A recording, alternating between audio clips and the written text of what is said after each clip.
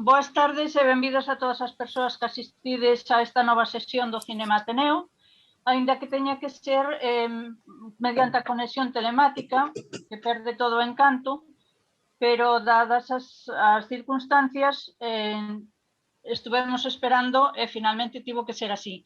De xeito que rematou coincidindo a planificación co día de Rosalía de Castro. E entón creo que pensamos que merece unha mención. Gustaríame lervos unha poesía, é un poema dos que escribiu dos primeiros que fixo para cantares galegos. Dice: airiños, airiños aires, airiños da miña terra, airiños, airiños aires, airiños, verme a ela. Sin ela non podo vivir contenta. E a donde queira que vaya, cróveme unha espesa nube tal preñada de tormentas, tal de soidade espreñada, que a miña vida envenena. Vaime, airiños, como unha folliña seca, que seca tamén me puxo a calentura que queima. Bueno, isto en honor a Rosalía. E entón vamos a pasar a presentar o que é a sesión da gran manipulación. O fenómeno da manipulación de masas é algo que o poder político utilizou ao longo da historia. Se repasamos, pois atopamos que xa os grandes pensadores abordaron este tema. Na Roma antigua tamén figura xa registrado fai máis de 2000 anos. O auxe da televisión e as redes sociais convertidas nun fenómeno de masas xerou que empeza a considerarse como tridente mortífero contra a verdade. Se o anterior unimos outro fenómeno, como é a globalización, a unión destes dous factores, aderezados coas fake news, dispara as posibilidades de manipulación social. A manipulación de masas é a historia de como millóns de persoas, independentemente da súa ideoloxía, crenzas, sentimentos ou medos,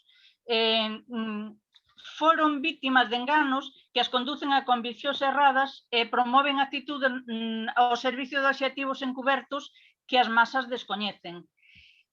No pseudo Ateneo Atlántico sempre nos preocupou a desinformación, as fake news. Entón, xa cando foi do tema que empezou o tema da pandemia, pois convocamos unha sesión sobre o tema das vacunas para paliar a información errónea e fomentar na medida do posible que houbera un criterio científico. A película que eliximos para que todas as persoas a visualizaran previamente foi O Gran Manipulador, escollida pola Comisión de Cinema do Ateneo como base do debate para esta sesión online, que responde á preocupación polo auxe dos movementos da ultradereita e dos ultranacionalismos, os proteccionismos, a actuación de control dos medios de comunicación, manexo da liberdade de expresión e todos os mecanismos que están detrás de todo isto. Neste sentido, pensamos que O Gran Manipulador, que é o retrato de Stephen Bannon, a estrategia da campaña electoral de Donald Trump de 2016 fixo a ele, foi o ideólogo do trumpismo, considerado entón como o home máis poderoso do mundo. Foi apartado do equipo de Trump en agosto de 2017 e reincorporado recientemente nos últimos tempos. Pode ser un bon pano de fondo para abordar, polo menos en parte, o que se move na trastenda nestes nosos tempos que nos toca vivir. A película, que se estreou en España en maio de 2020, está formulada como unha crónica da vida persoal de Steve Bannon e da súa carreira política, cunha marcada actividade en Europa, sobre todo durante este tempo en que estuvo apartado do equipo de Trump, tratando de introducir movementos de extrema dereita no Parlamento Europeo. Para constituir o que sería a introducción desas forzas políticas a partir de maio de 2019. Está dirixida a película por Alison Kleiman e protagoniza o propio Bannon. O gran manipulador recolle o seguimento día a día da súa vida durante meses, perto dun ano, en que el tratou de aglutinar a extrema dereita europea baixo un manto dun novo movimento. O resultado da afirmación próxima e permanente documéntanos sobre o traballo que el estaba a facer para o nacionalismo de ultradereita que implementou en Estados Unidos e outros países, sobre todo traelo agora a Europa, onde destacan as súas actividades na chamada Batalla por Europa. As actividades de Bannon para crear a unión da ultradereita católica, branca e patriótica en Europa incluyen servicios prestados a Orbán, a Marine Le Pen, a Salvini, a Blanche, a Nigel Farage, Santiago Abascal e convite tamén a Pablo Casado, que figura entre os seus obxectivos. Aínda que tamén asesorou na mesma liña en Filipinas e incluso na India. No tocante a súa traxectoria, podemos decir que Steve Bannon é o ideólogo da ultradereita. Estuvo na Mariña norteamericana, traballou como banqueiro de investimento en Goldman Sachs, foi o diseñador de Tea Party, presidente executivo de Breitbart News, esa presidencia perdeuna cando Trump o apartou do seu equipo, precisamente polas acusacións de fomentar unha política de fanatismo e odio que dividía os norteamericanos e que fomentaba a violencia entre os estadounidenses. El defendíase destas acusacións dicindo que a súa formulación non era un nacionalismo branco, sino un nacionalismo económico. Suspendido de Twitter por pedir a decapitación do Dr. Fauci e do director do FBI e pedía poñer as súas cabezas en 2 picas na Casa Blanca. Tamén o vetou pola mesma razón YouTube. Ademais destas cuestións, fixo unha estafa de máis de $1 millón as donacións que facían os estadounidenses e particulares para a construcción do muro de separación de México. Foi, como decía, apartado da política estadounidense por esa acusación e ca mesma el pasou despois outra vez nos últimos tempos a formar parte do equipo de Trump. Incluso non só reincorporou ao seu equipo, senón que o deixou limpo de toda a culpa, indultando por delitos que lle podían supoñer hasta 20 anos de prisión, calculan os xuristas que podía ter, entre o da estafa das donacións para o muro e outras historias que el tiña por aí. Bueno, para abordar este tema, temos hoxe a 2 ponentes magníficos. Vamos a empezar con Carmen Adán, nacida en Donostia en 1966, é doutora en filosofía, ensaísta e política galega, presidiu a aula de Castelao de filosofía entre 1997 e 2005, foi secretaria xeral de Igualdade no goberno galego, presidenta da Unidade de Muller, Ciencia de Galicia e deputada do Parlamento polo Bloque Nacionalista Galego. No exercicio do seu cargo político, Carmen Adán redactou a Lei Galega para a Prevención e Tratamento da Violencia de Xénero e foi relatora nas sucesivas modificacións do Parlamento galego. Publicou, entre outras publicacións súas, Feminismo e Coñecemento, traducido ao castelán en 2006. En 2011 recompilou unha cartografía do derrubo dos anos de actividade periodística no Xornal de Galicia. Algúnas das súas publicacións máis recientes son Cibor, Barbarismos queer e outras esdrúxulas, en edicións Valterra en 2017, conceptualizar la violencia contra las mujeres, alguna reflexión epistemológica pendiente. Esto lo publicó en la revista andaluza de antropología en el año 2018. Y conceptos y violencias, espacios para el debate sobre la violencia obstétrica en violencia obstétrica de Tecnos, también en 2018. Y tiene, además de esto, en 2018, en noviembre, publica Feminicidio y una nova orde patriarcal en términos de sumisión na Galicia en editorial Galaxia. En febrero de 2020 reimprímese, en mayo de 2019 publica en castelán esta mesma obra. Na actualidade exerce como catedrática de filosofía no IES Politécnico de Vigo e coordina ademais a sección de pensamento do Consello da Cultura Galega. Entón, dito isto, non vos entreteño máis, paso a palabra a Carmen para que nos aborde. Boa tarde a todas, a todos os que nos estades seguindo por estas novas formas de comunicarnos, que falamos a unha pantalla e agardamos que vos chegue a outras pantallas, pero que de todos os xeitos pues, fagamos vínculos e comunidade.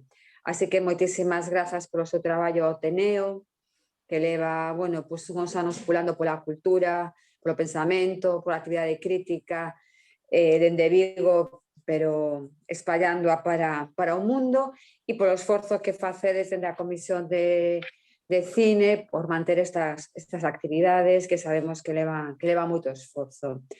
Hoxe estamos pues, aquí convidadas a falar sobre este documental, película, El gran manipulador, que pues, agradecemos a Remedios que fixo esa presentación e moitas gracias tamén por a presentación que fixeches miña. Eu quería primeiro facer unha pequena reflexión sobre a estética do filme e despois poñer 3 cuestións para o debate. A primeira vez que vin a verdade esta película, fiquei un pouco sorprendida porque iba esperando unha visión crítica de Stephen Bannon e realmente non foi esa a primeira sensación que tive. Pensei, bueno, pues sería unha primeira visionado, vamos a verlo por segunda vez máis calmada, tomando notas, e, bueno, sigo sin ver a perspectiva crítica na película e quero deixar isto como primeira cuestión para o debate. En todo o tempo pues, se consigue un pouco a exaltación da figura como ideólogo, que eu creo que é un pouco que el pretende, non tanto como pensador, que incluso na película hai veces nas que temos que buscar ideas pequenas, ideas sencillas, entre todos novas ideas, pero no sentido de cosas moi esquemáticas. En ningún momento hai figuras femeninas colaborando con él, se vos fixaches, é unha película que tiene un ritmo, vamos a decir, muy masculino y muy patriarcal, todo en movimiento, todo es seguindo a él, que se mofa incluso de cómo, pues, de su aspecto físico, ¿no? Empieza comentando que está a dieta porque quiere cambiar, y a veces que aparecen figuras femeninas, fundamentalmente son el papel de Nai, porque aparece una congresista que acaba de ser Nai, o para ridiculizar pues, unha muller que se levanta en un acto e él dice unha cosa tan simpática como gracias ás miñas exmulleres por estar aquí, e un montón, e a cámara mostra un montón de mulleres reíndose justamente desa brincadeira, ¿no? Entón, aí sí que toda esa estética de seguimento del, todo ese movimento que se mostra el como unha figura que sempre como que olfatea todo, ¿no? Dice, tiña olfato no 2016 para saber que íbamos a ganar e a noite electoral do mandato eu xa me cheiraba que íbamos a perder, ¿no? Hai como unha especie de seguimento o líder, seguramente, bueno, que isto é unha todo o tempo mostra, ¿no? Como está tomando bebidas energizantes, porque quere mostrar esa enerxía que é capaz de chegar a todos os sitios, de poñer a moita xente en contacto, que el fai eso porque o que lle gusta o traballo, porque foi un adicto ao traballo, sigue sendo a min polo menos, a propia estética da película parece que casa ben como co propio personaxe, como el quería mostrarse. Non me parece que sea un mostrar crítico, sino que son máis ben os nosos ollos igual de crítica a súa figura e o que significa o que nos levan a ese xuizo. Iso é a primeira reflexión al respecto un pouco do ritmo. Eu sigo considerando, despois de vela varias veces, que hai unha, bueno, que contribúe a crear un mito, ainda que sea un mito de últimas equivocacións, pero de, bueno, isto é cíclico. E entrando en materia, hai 3 aspectos que quero comentar para despois poder abrir o debate co todas as persoas que nos están vendo e que están interesadas polo filme. A primeira cuestión sería algo así como a relación entre este capitalismo global que vivimos e un concepto que aparece en reiteradas ocasións no filme, que é o nacionalismo económico. Claro, en un filme que vai seguindo a súa trayectoria durante meses, reuníndose con diferentes políticos europeos e estadounidenses, intentando articular, ¿no?, como un eixe de extrema dereita en Europa contra a propia Unión Europea, hai momentos nos que ten que definirse.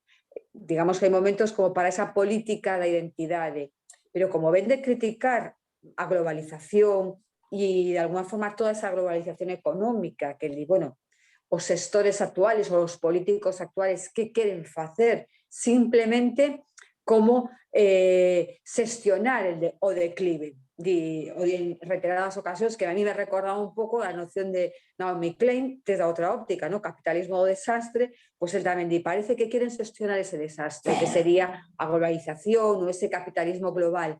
Pero ao mesmo tempo ese capitalismo global que o levou a ser quen foi con toda a súa riqueza e todos os seus cargos, el o vai criticando e vai establecendo que non é un problema de ser homes ou ser mulleres, de ser blancos, ser negros, é un problema de ser nacionalismo económico. Claro, sin centrar o que quere decir, sin ir a definirlo, porque o que hai detrás é unha política de identidade baseada na raza, na clase social.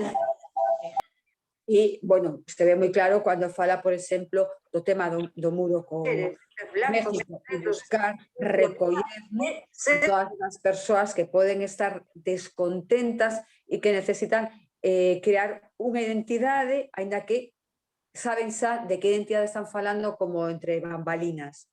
A mí isto sí que me parece que interesante, porque además el quere cargar todo iso, cargar ou adornar, porque en varias ocasións aparece a necesidade de que vayamos construindo ideas, de que vayamos estando como en movimento. E isto volverei na última cuestión.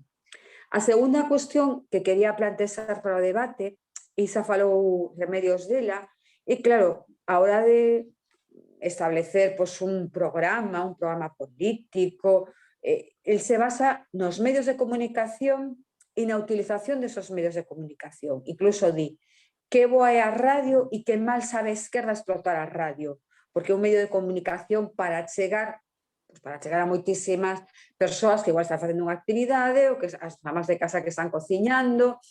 Entón, ese segundo aspecto é onde entraría eso que chamamos noticias falsas, as fake news, o que podíamos decir datos versus ideoloxía, ¿no? Como antes era capitalismo global versus nacionalismo económico, datos versus ideoloxía.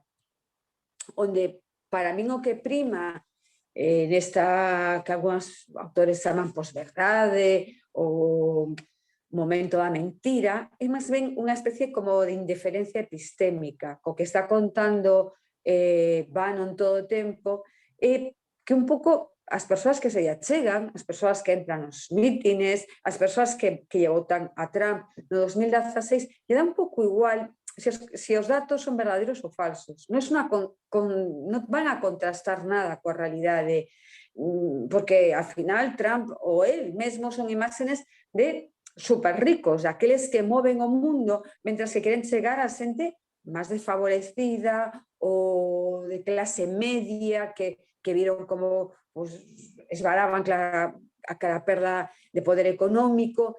Entón, non ten especial interés en dar datos. Ás veces que aparece falando ao público, que aparece unha figura que é moi simpático, que sabe comunicar moi ben, que fai chistes, que interacciona todo o tempo coa audiencia e que máis ou menos les van a decir, a ver, eu son como a vos, son un máis, somos casi, temos unha relación de iguais. Mentras, efectivamente, despois vemos hoteles de 5 estrellas, un jet privado, todo o contrario. E, en cambio, o que non lle interesa para nada, non? Ni falar de datos de desemprego, ni a distribución da pobreza, todo eso non ten sentido, porque o que busca realmente, e consigue, e con eso conseguiu ganar as eleccións, é fundamentalmente un efecto emocional.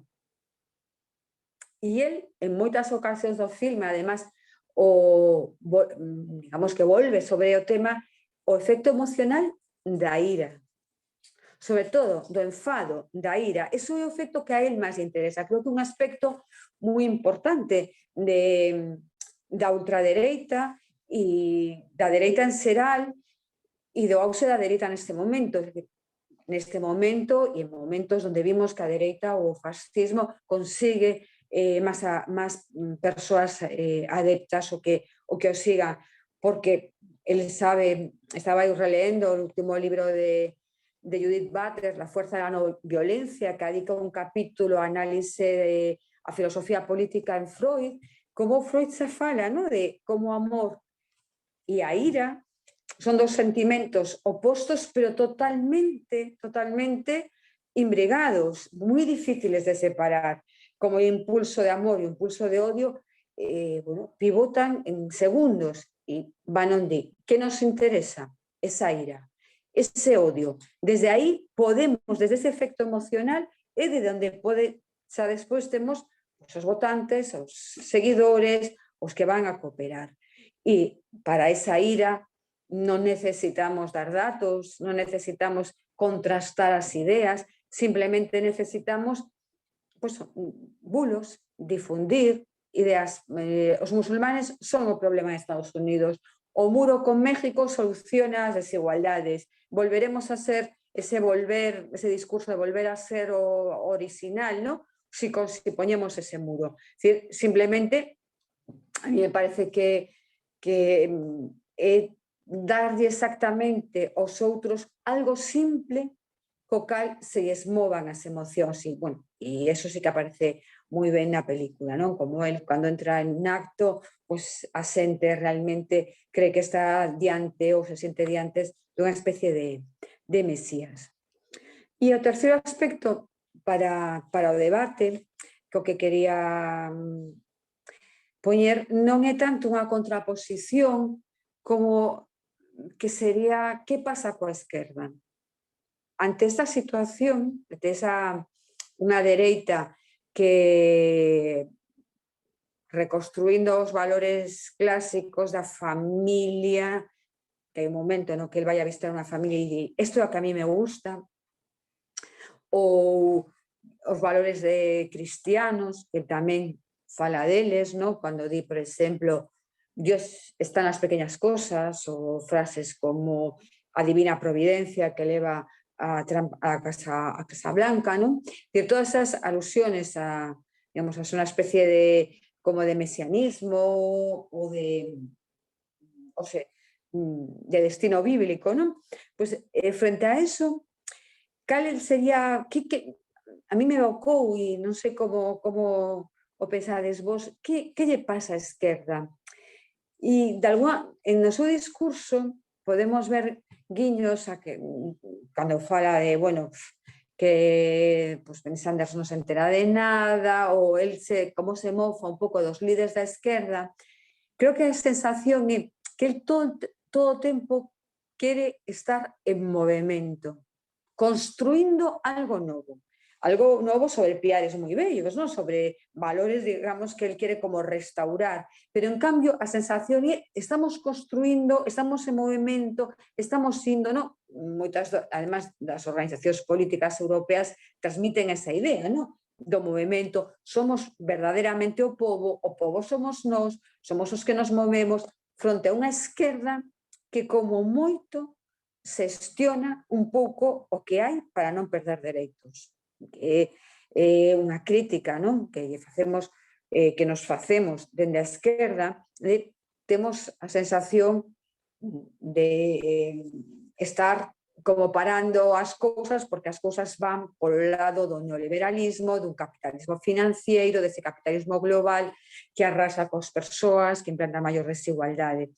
Pero a esquerda, sempre desde un discurso do racional, do ético, do político, e vemos a Stephen Bannon que se va completamente de entrar a debate con ese discurso e se pone noutro parámetro completamente diferente, que non é, bueno, non hai racionalidade posible, nin lle interesa. Se vedes, bueno, pues os libros que aparecen na súa biblioteca ou cando está facendo as lecturas, eso é algo totalmente tan esencial, porque o que de verdade interesa é chegar a un posible votante ou un posible líder que se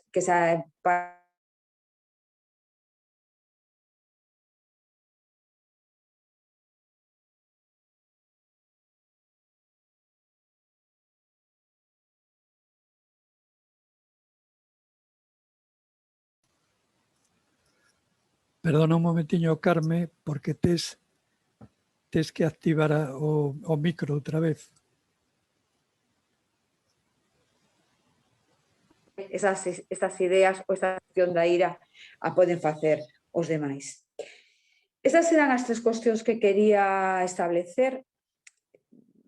Ese concepto de nacionalismo económico e que políticas de identidade están detrás escondidas sin que lo digan, esa indiferencia epistémica ou se burlarse da razón que o leva a promulgar o ese efecto da ira como efecto emocional e centro da súa acción política e o último de que ocorre coa esquerda ante este auxe, ¿no? Como se reconstrúe, como pensa, como é capaz, ¿no? O se vai a ser capaz de contrapoñer unha política para mudar as relacións materiais, para mudar as relacións sociais, que tamén que sea capaz de contrapoñerse aos efectos emocionais da ultradereita.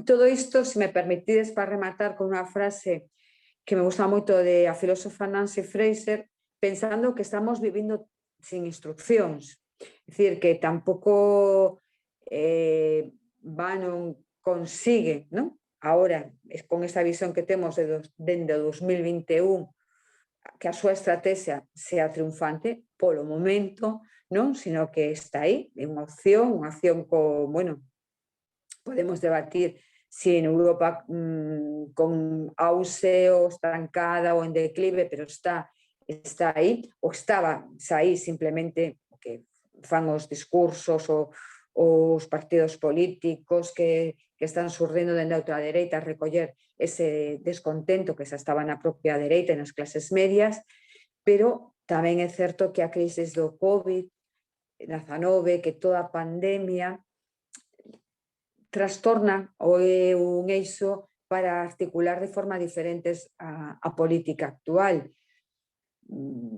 Creo que ainda estamos en un momento, non sei se para ser tan optimistas como o propio Zizek o era ao principio da pandemia, que isto nos vai a facer reflexionar sobre a nosa sociedade, sobre que entendemos por solidaridade, que entendemos por violencia, pero eu creo que sí que é un escenario no cal os discursos de pechamos muros, de vamos a encerrarnos nun nacionalismo económico únicamente, poden calar máis ou poden ser totalmente, ¿no?, trastocados por mostrar todos e todas estamos no mesmo barco, vamos cara a un destino común como planeta e non podemos pensarnos sin vínculos, non podemos pensar en comunidade, non podemos pensarnos en relación. Vale, hasta luego. E hasta aquí, non sei eu teño a pantalla en negro, supoño que todas estades recibindo isto de xeito correcto, espero que así fora.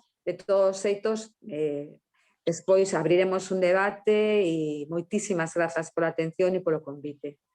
Grazas, Carmen. Efectivamente, despois, cando remate Jorge, vamos a iniciar un coloquio, sí. Bueno, Perdona, siguiente... Remedios, un momentiño. É que temos que dar un pequeno aviso porque hubo algún problema para entrar na sala para poder participar directamente. Entón, mirade, para os que estades asistindo vía YouTube, si ides ao noso blog, o Ateneo Atlántico, veredes que hai unha primeira entrada donde se está retransmitindo vía YouTube e se baixades, aí acabamos de actualizar un novo enlace para que podades entrar á sala e participar directamente. Entón, espero que sexa fácil a conexión. Perdón pola interrupción. Nada. Gracias, Luis. Grazas. Bueno, pois, para os que acaben de entrar, cando remate, cando iniciemos o coloquio, o que tedes que facer no icono que hai na parte de abaixo, levantar a man para que vos dea paso.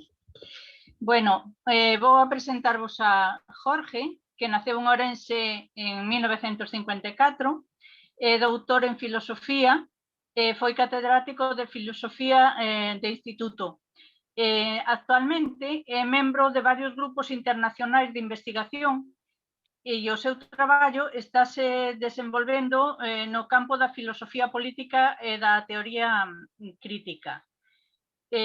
Jorge é autor de varios libros, sobre todo traballou moito en torno a Miguel Foucault, Verdad, Poder y Subjetividad, en 1995 y 2006, Individuo, Libertad y Comunidad, en 2001, Política y República, Aristóteles, Maquiavelo, 2011, el último Foucault en 2013, hizo varias introducciones y notas para textos sobre Foucault, y La ética del pensamiento en 2015, Historia política de la verdad en 2016, es decir, que no para, La parresía en 2017, y asimismo es también coeditor de la revista La convivencia plural, Derechos y políticas de justicia, y en 2009 también participa en más de una ducia de libros colectivos, y aparte de esto ten publicado también colaboraciones en diversas revistas como Claves y Seguridad, Debate, Pase, República, Política Común. Perdón, disculpade aos que acabastes de entrar, tedes que apagar o micro mentras non teñades a palabra, porque se non acóplanse, eso pode facer que non escoitemos ben o ponente. Bueno, dito isto e sin perder máis tempo, Jorge, agradezo a túa presencia aquí en nome do Ateneo e adiante ca túa intervención. Jorge, activa un micro. Un micro.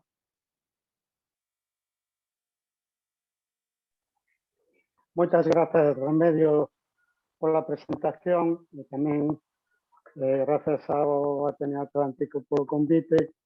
É un placer estar con vos, con Carmen Adán, falando destes temas. Eu non me vou a centrar tanto no documental, algo direi del. Creo que a figura de Steve Bannon é unha figura un tanto sobredimensionada, é unha figura que perderá perfil vigencia conforme pase o tempo. Porque en realidad estáse tomando como unha especie de gran ideólogo, ás veces incluso se fala de teórico e tal. Steve Bannon é un un fontanero hábil, pragmático, astuto, un home de marketing, o toda a súa trayectoria pode confirmar esa orientación, que chea enche de consellos prácticos, pero moi sinceros, consellos fundamentalmente orientados ao uso dos medios de comunicación e algúns tamén de estrategia. Pero nada que non veñan de algún modo xa practicando a grande parte dos grupos da extrema dereita. Se alguén quere saber realmente por onde van as orientacións, os presupostos e as análisis da extrema dereita, penso que ten que manexar outros, fixarse en outros referentes para entender un pouco disso. Sexa como fora, un pode, seguindo o documental, darse conta como Steve Bannon, xa Carmen Adán diso, Steve Bannon trata de unificar malamente, porque non significa un problema de fondo esencial, os distintos grupos partidos da ultradereita en toda Europa, a pesar das súas enormes diferencias. Digo que malamente porque un elemento esencial na definición da ultradereita é o nacionalista. Entón, o nacionalismo vai ter moitos problemas para aceptar esa guía externa de un home que ven dos Estados Unidos e que trata de algún modo de, o de si de la melee, coordinar todos os demais. Pero ben, fora desta figura, é moi claro, digamos, as orientacións. Non? Orientacións, voume referir a isto en cuanto ao uso dos medios, que é moi interesante. Aí é onde entra a idea do gran manipulador. Non? Os seus consellos sempre son os mesmos, que en definitiva van a formar un discurso que non vai tanto orientado a argumentación, a análisis, ao diagnóstico. Todo isto a Vano lle aburre solemnemente. Pensa que isto aburre a xente. Que en realidad o discurso ten que ser un discurso que vai ao corazón, un discurso que mobiliza afectos. Isto é a gran orientación, por outra parte, moi consustancial aos movimentos populistas, unha dimensión esencial da nova ultradereita e o populismo, que o diferencia de outros momentos da extrema dereita, que vai mobilizar afectos fundamentalmente utilizando categorías binarias, sinxelas, no? Nos, eles, o pobo, a élite, o dentro, fora, a nación, os alleos e tal. Por eso vai ser moi fácil para el focalizar o mal sempre en algo que non pode proceder de nós. O mal sempre ten que proceder de fora. E a figura, claro, que é fácil para encarnalo son os inmigrantes. Os inmigrantes van a ser o foco ao que se te atribuya, que quita postos de traballo a xente, sobre todo en unha situación xa de dificultades de atopar traballo, de desemprego e tal, a religión que non é supón da nosa tradición, da nosa identidade, o islamismo claramente é outro dos grandes focos aos que se vai dirixir todo isto. Entón, todo se moviliza frente a isto. O discurso non fala de razóns, intenta provocar sentimentos, movilización de efectos e identificación. Identificación non é tanto convencer como identificarse, verse reflexado en esa persoa en unha frase, etc. Entonces, eso é o que en cada momento se trata. Forma parte tamén de todo eso, pois que as referencias, Carmen referiuse a isto, que as referencias a datos, a algo que poda objetivarse, verificarse, todo isto que entra dentro do campo dos valores verdadeiro ou falso, todo isto está fora de lugar.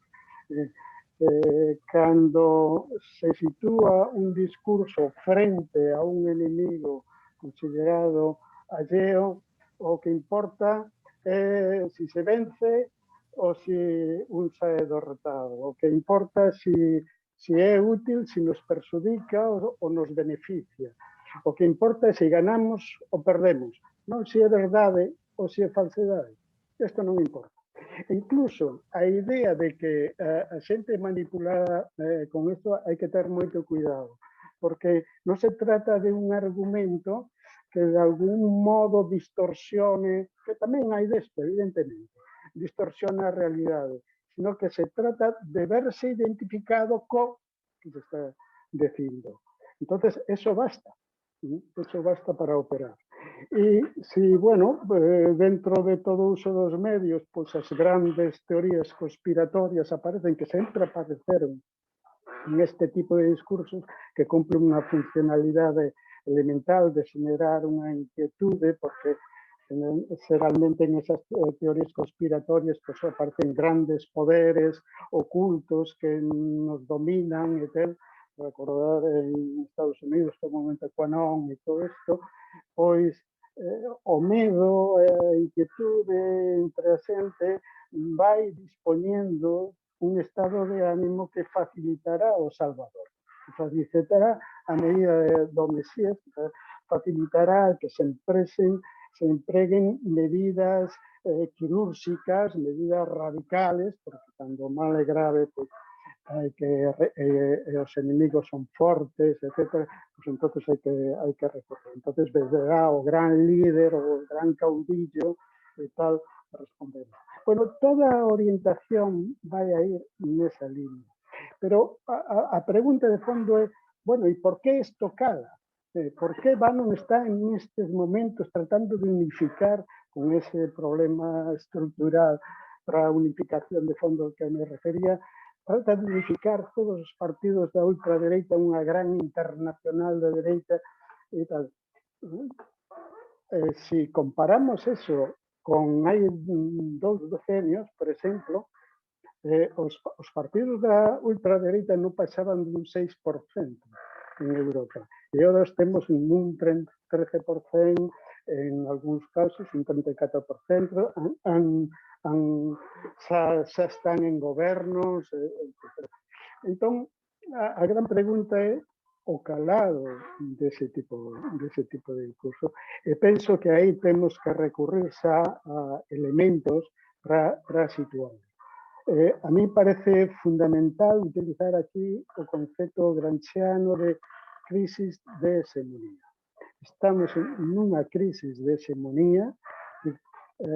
Hai moito tempo que os valores asentados na sociedade que ordenaban as institucións, a nosa configuración xurídica, a educación, etc., todos os valores foron mutando, foron transformándose. E, curiosamente, foron se transformando en gran parte polos grandes movimentos emancipatorios. Pensemos no ecoloxismo, no feminismo, no antirracismo, no pacifismo. Todos estos movimentos modificaron xa. Estos movimentos en realidad son movimentos triunfantes, culturalmente falando, os movimentos triunfantes. O que fai entonces é unha crise por parte da dereita, ¿no? En canto aos seus valores. Os valores están en retroceso, entonces se producen moitos elementos de desafección das xentes respecto ao que noutro momento configuraba valorativamente falando, culturalmente falando, un sistema de poder. Pero, aparte desto, conviría falalo máis detidamente, aparte desta crisis cultural, que é un factor fundamental da crisis de hegemonía, hai que ter en conta a transformación gigantesca que está ocorrendo no mundo. Posiblemente non hai outro momento na historia con este nivel de cambio.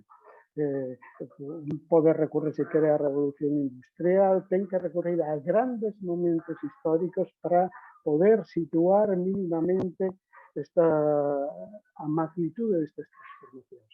Non? Cito simplemente, consideremos estos parámetros: globalización, extensión do capitalismo a novos países, China, todos os países del este, etc. Reorganización de todo o sistema capitalista.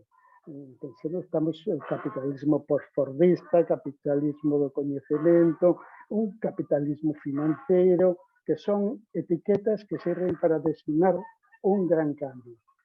Unha modificación gigantesca no mundo do traballo, que fai coa robotización, coas novas cualificacións, co que é o capitalismo tecnolóxico, que fai que haxa necesariamente un paro estructural, moitos traballos quedan obsoletos ou van quedar obsoletos en moi pouco tempo.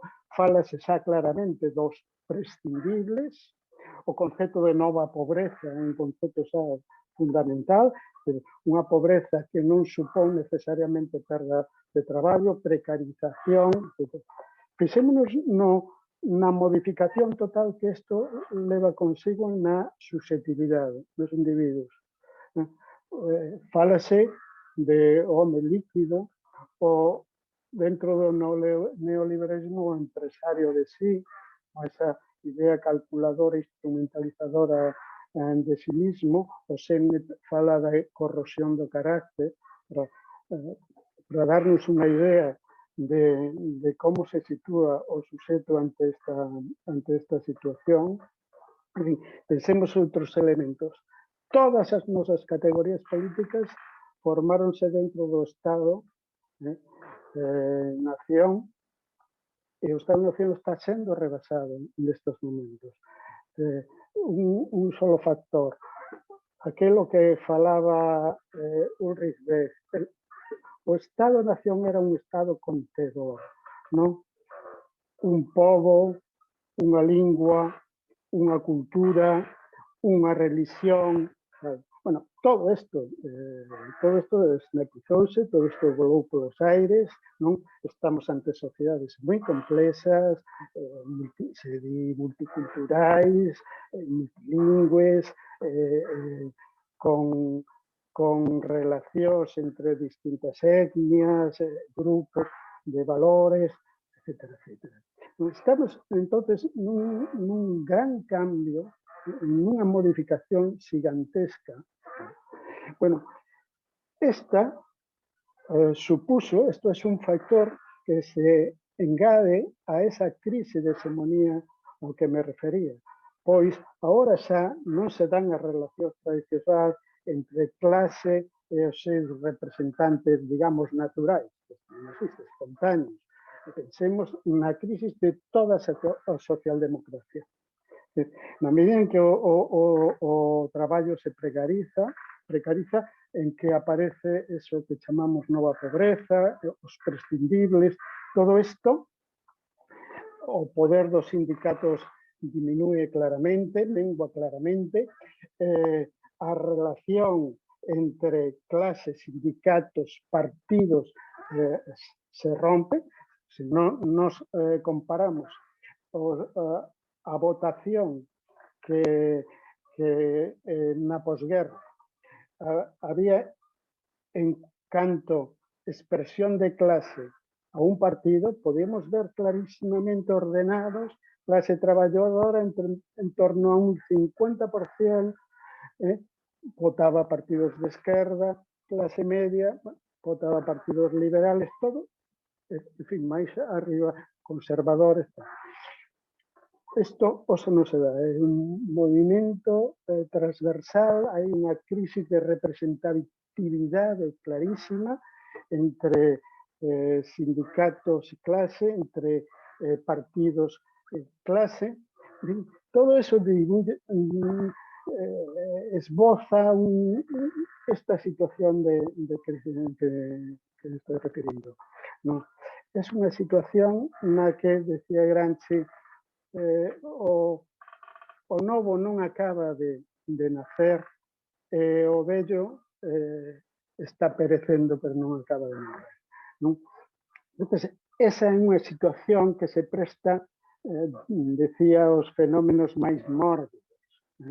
Un deles, clarísimamente, son as irrupcións da dereita. A dereita presenta, dentro dese contexto, claramente unha voz. Dentro dese contexto trata de responder a unha situación, non?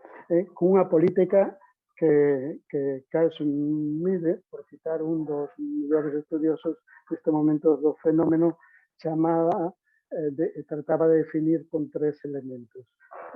Populismo por la polarización a que me refería antes, pobo élite.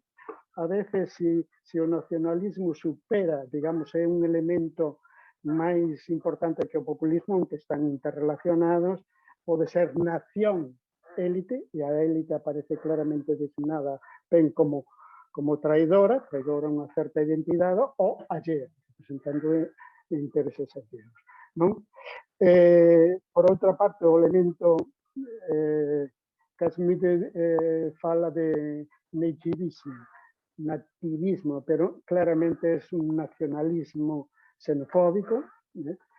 O nacionalismo é un elemento claramente integrante dos partidos da extrema dereita, porque a súa política é unha política fortemente identitaria, unha política que ven a responder a certa necesidade. Cuidado, a certa necesidade, porque ante esa crise cultural que antes rápidamente, de forma moi esquemática, esbozaba, hai como un certo pregamento hacia o que eu chamo comunidades primarias. O retorno, por exemplo, da religión na esfera pública responde clarísimamente a búsqueda de lazos comunitarios que proporcionan unha seguridade frente ao arrasamento de todos estes lazos que supón o neoliberalismo. O neoliberalismo foi a máquina máis destructora de lazos de comunidade socialmente falando. Entón, hai unha certa necesidade de voltar a esa comunidade. Entón, aí a idea nacionalista e logo autoritarismo, evidentemente. Lei e orden, endurecemento do Código Penal, como o tercer elemento que supón solucións un tanto simples como resposta a esta situación. Entón, penso que debemos tomar todo ese discurso e todos esos consellos prácticos astutos deste botarate que se estivanon,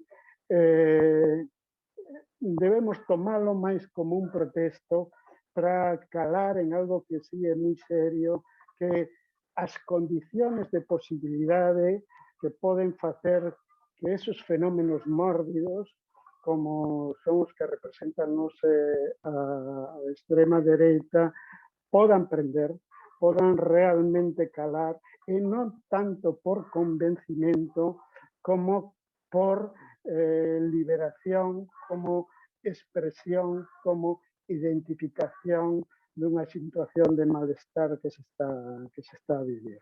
Bueno, eu plantearía primeramente de forma rápida, esquemática, solo podendo mencionar as cousas sin poder explicalas e entrar con detenimento en todo isto. Gracias, Jorge.